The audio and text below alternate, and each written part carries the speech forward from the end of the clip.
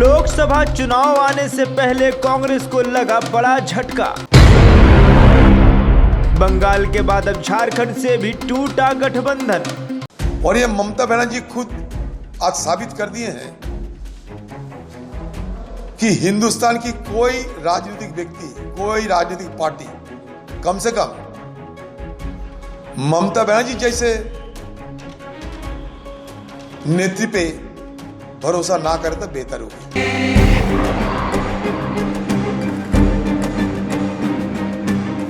सत्ता कब पलट जाए यह कह पाना आसान नहीं है, लेकिन इंडिया गठबंधन से जिस प्रकार पार्टियां दूर हो रही हैं, उससे यह अंदाजा लगाया जा सकता है कि गठबंधन की डोर बड़ी कमजोर है।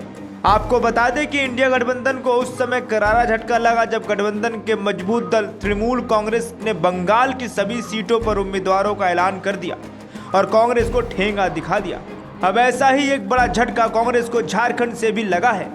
भारतीय कम्युनिस्ट पार्टी यानी सीपीआई ने झारखंड में विपक्षी गठबंधन इंडिया से अलग होने का रविवार को ऐलान करते हुए कहा कि वह राज्य की 14 लोकसभा सीट में से 8 सीट पर अकेले चुनाव लड़ेगी।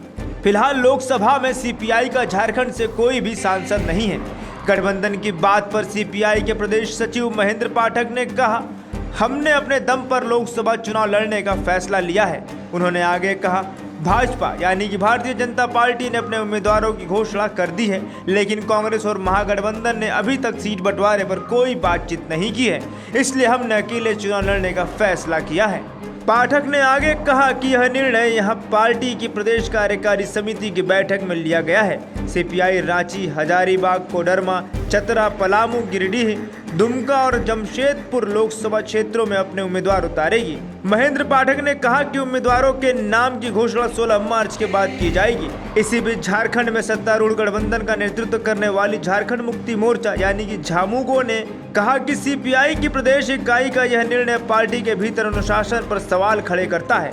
आपको बता दें कि राज्य की 14 लोकसभा सीट में से भारतीय जनता पार्टी के पास 11, ऑल झारखंड स्टूडेंट्स यूनियन यानी कि आजसू के पास 1, झामुमो के पास 1 और कांग्रेस के पास 1 सीट है। अब देखना यह है कि इंडिया गठबंधन से अब और कितने दलों के नेता अपना नाता तोड़ेंगे। Bureau report, my Bharat. देश का सबसे बड़ा राज्य उत्तर प्रदेश,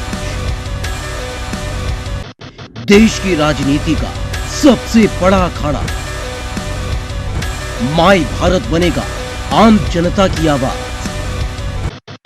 अब होगी हर खबर की जमीनी पड़ताल। जुड़े रहिए सिर्फ माय भारत के साथ।